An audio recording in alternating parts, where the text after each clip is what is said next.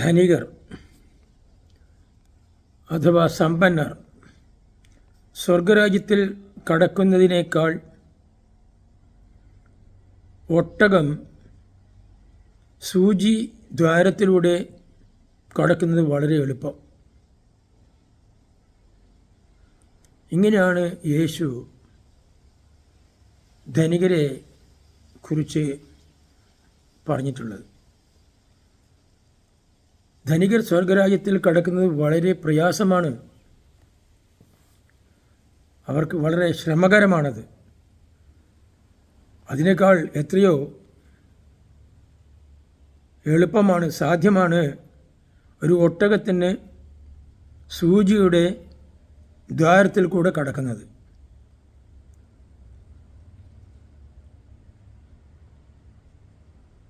ഒന്നുകൂടി യേശു പറഞ്ഞു, നിന്റെ നിക്ഷേപം ഉള്ളിടത്ത് നിന്റെ ഹൃദയം ഇരിക്കും. അപ്പോൾ എവിടെയാണോ നീ നിക്ഷേപിച്ചിട്ടുള്ളത്,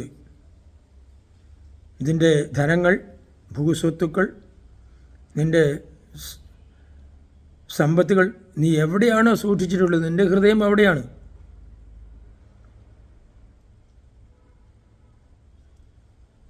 ഇതാണ് മറ്റൊരു വാക്യം. ഇങ്ങനെ പറയുവാൻ ധാരാളം ഉദാഹരണങ്ങൾ നമുക്ക് ചൂണ്ടിക്കാണിക്കാൻ പറ്റും.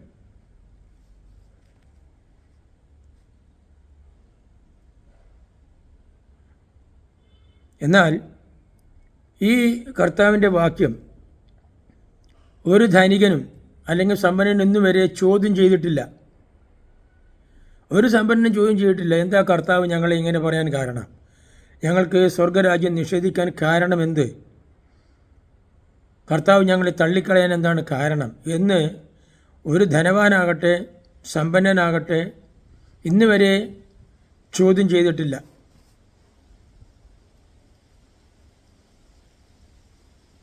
അവനറിയാം അവൻ്റെ ഹൃദയം എവിടെയാണെന്നും അവൻ്റെ ചിന്ത എവിടെയാണെന്നും അവൻ്റെ ദൃഷ്ടി എവിടെയാണെന്നും അവനറിയാം.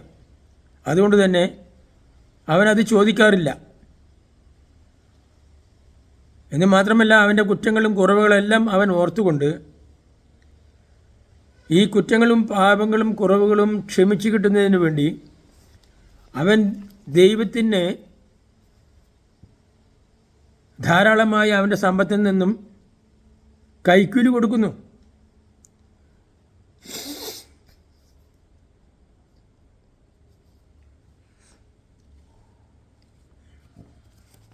കൈക്കൂലി വാങ്ങരുത്, കൊടുക്കരുത് എന്ന് നിഷേധിച്ചിട്ടുള്ള ദൈവത്തിന് ഈ ധനികൻ ധാരാളമായി വാരി കോരി കൊടുക്കുന്നു.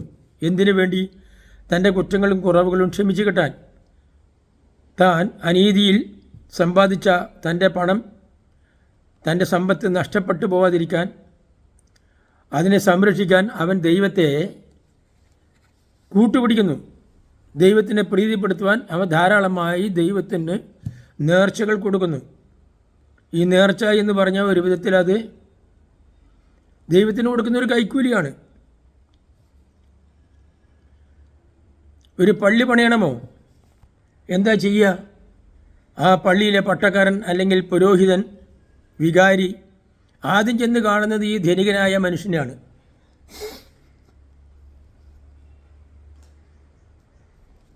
ആ മനുഷ്യൻ പള്ളി പണിയുന്നതിന് വേണ്ടി അവൻ ധാരാളമായി കൊടുക്കുന്നു.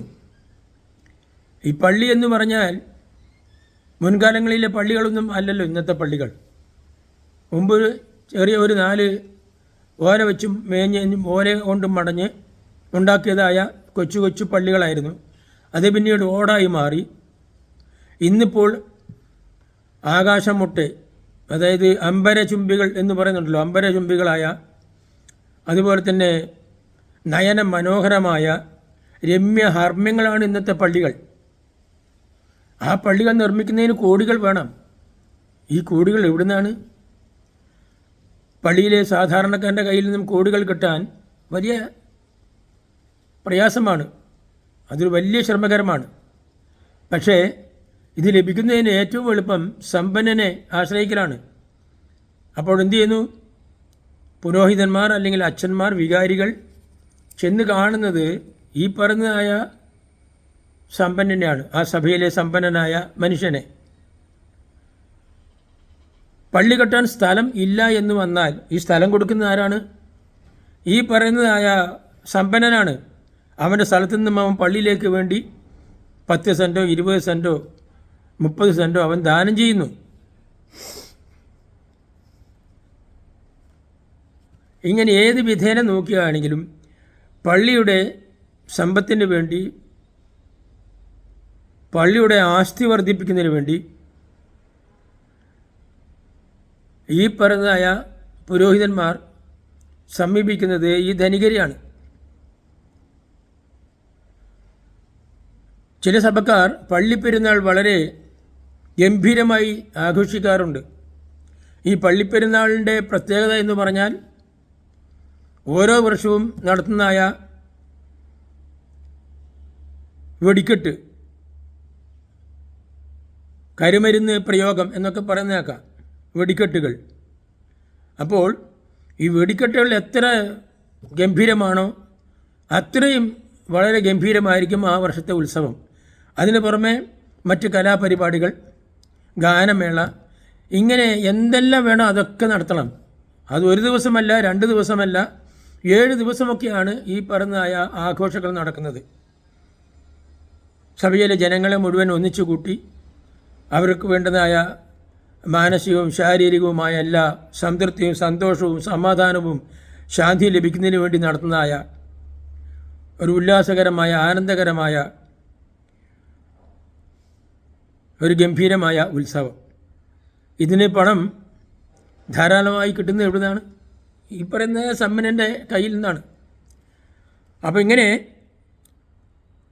ഒരു സഭ പണിയുന്നത് തുടങ്ങി അതിൻ്റെ ദൈനംദിന നടത്തിപ്പ് വരെ ഭംഗിയായി നടത്തിക്കൊണ്ടുപോകാൻ ഈ ധനികവർഗം